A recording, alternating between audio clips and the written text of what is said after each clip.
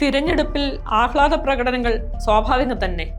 എന്നാൽ അത് അതിരു കടക്കുന്നത് ജനാധിപത്യ പ്രക്രിയയ്ക്ക് നേരെയുള്ള വെല്ലുവിളിയാണ്. ഇക്കഴിഞ്ഞ നിയമസഭാ തെരഞ്ഞെടുപ്പിൽ പാലക്കാട് അടക്കം നടന്ന അക്രമ സംഭവങ്ങൾ അപലപനീയമാണ്.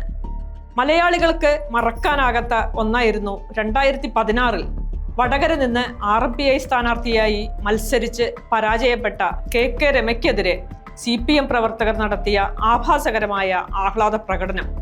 രമയുടെ കോലം കെട്ടി ചെരുപ്പുമാലയണിഞ്ഞ് ലൈംഗിക അധിക്ഷേപത്തോടെയായിരുന്നു CPM പ്രവർത്തകരുടെ ആഹ്ലാദ പ്രകടനം. പരാതി കൊടുത്തെങ്കിലും യാതൊരുവിധ നിയമ നടപടിയും അക്കാര്യത്തിൽ ഉണ്ടായില്ലെന്ന് അവർ വേദനയോടെ പറഞ്ഞത് ഈ സന്ദർഭത്തിൽ ഓർക്കുന്നു. ഈ തിരഞ്ഞെടുപ്പിൽ മലപ്പുറം തവനൂരിൽ UDF സ്ഥാനാർത്ഥി VS ജോയിയുടെ വിജയാഹ്ലാദ പ്രകടനവും അതിരുവിട്ടതായിരുന്നു. പ്രകടനത്തിൽ മുന്നിൽ ഒരു ആടിനെ പ്രദർശിപ്പിച്ച പ്രകടനക്കാർ പിന്നീട് അതിന് തലയറുത്ത് പ്രദർശിപ്പിക്കുകയും ചെയ്തു. ഇത്തരം രീതികൾ തീർത്തും നിയമവിരുദ്ധവും അപലപനീയവുമാണ്. ഇക്കാര്യത്തിൽ മൃഗസംരക്ഷണ നിയമപ്രകാരം പോലീസ് കേസെടുത്തിട്ടുമുണ്ട്. ഭക്ഷണത്തിന് വേണ്ടിയല്ലാതെ അനാവശ്യമായി മൃഗങ്ങളെ കൊല്ലുന്നതും ക്രൂരത കാണിക്കുന്നതും പരിഷ്കൃത സമൂഹത്തിനോ മാനവികതയ്ക്കോ ചേർന്നതല്ല. എന്നാൽ ഈ വിഷയവുമായി ബന്ധപ്പെട്ട് KT ജലീൽ സോഷ്യൽ മീഡിയയിൽ പങ്കുവെച്ച പോസ്റ്റ് അങ്ങേയറ്റം ഇസ്ലാമോഫോബിക്കാണെന്ന് പറയാതെ വയ്യ.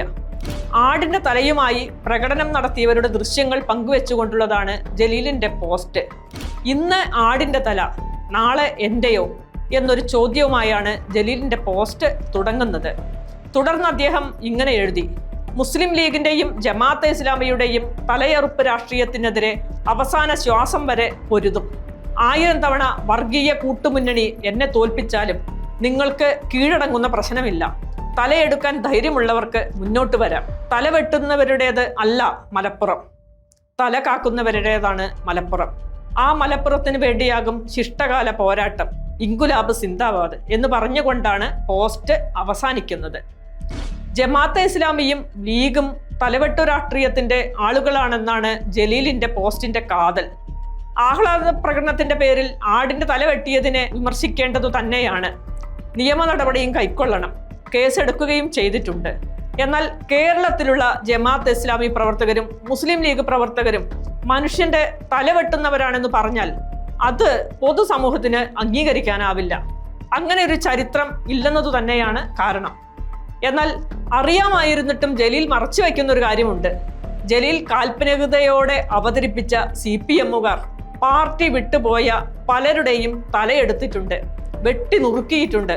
വടകരയിലെ TP ചന്ദ്രശേഖരനെയും കണ്ണൂരുകാരനായ ഫസലിനെയും സൈനുദ്ദീനുമൊക്കെ CPMകാർ തലയറുത്തും വെട്ടിയും കുത്തിയും കൊന്നതാണ്. ഈ തിരഞ്ഞെടുപ്പിൽ തന്നെ CPM വെട്ട എത്രയോ പേരെ ആ പാർട്ടി അണികൾ ആക്രമിച്ചു. അങ്ങനെ ആക്രമിക്കപ്പെട്ട 3 പേർ പയ്യന്നൂരിലെ V കുഞ്ഞികൃഷ്ണനും തളിപ്പറമ്പിലെ TK ഗോവിന്ദൻ മാഷും ആലപ്പുഴയിലെ G സുധാകരനും ഇത്തവണ MLAമാരുമായി. അവരുടെ പ്രവർത്തകർക്ക് പ്രവർത്തന സ്വാതന്ത്ര്യം നൽകിയിട്ടില്ല. വീടും വാഹനവും ആക്രമിക്കപ്പെട്ടു, ബോംബിട്ട് തകർക്കാൻ ശ്രമിച്ചു. എന്നിട്ടും കേരളം അവർക്കൊപ്പം നിന്നു. പഴയ കഥയിൽ പാർട്ടി പടുത്തുയർത്തിയ നേതാക്കളായ KR ഗൗരിയമ്മയും MV രാഘവനുമൊക്കെ ആക്രമണത്തിന് ഇരയായവരിലുണ്ട്.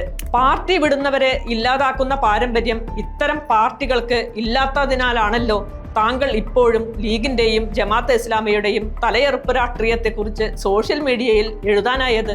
കിട്ടുന്ന അവസരമൊക്കെ ഇസ്ലാമോഫോബിയ പടർത്താനായി വിനിയോഗിക്കാൻ കഴിയുന്നതും. ഈ വീഡിയോ അവസാനിപ്പിക്കും മുമ്പ് ഒരു കാര്യം വ്യക്തമാക്കേണ്ടതുണ്ട്. ആഹ്ലാദ പ്രകടനങ്ങളിൽ ആക്രമണം അഴിച്ചുവിടുന്നവരല്ല കേരളത്തിലെ ജനങ്ങൾ. അങ്ങനെയൊരു സ്ഥലത്ത് 144 പ്രഖ്യാപിച്ച് ജനങ്ങളുടെ ആഹ്ലാദങ്ങളിൽ കൂച്ചുവിലങ്ങണിയിക്കുന്ന ചില കളക്ടർമാരും നമ്മുടെ നാട്ടിലുണ്ട്. അതും വിമർശിക്കപ്പെടേണ്ടതു തന്നെ.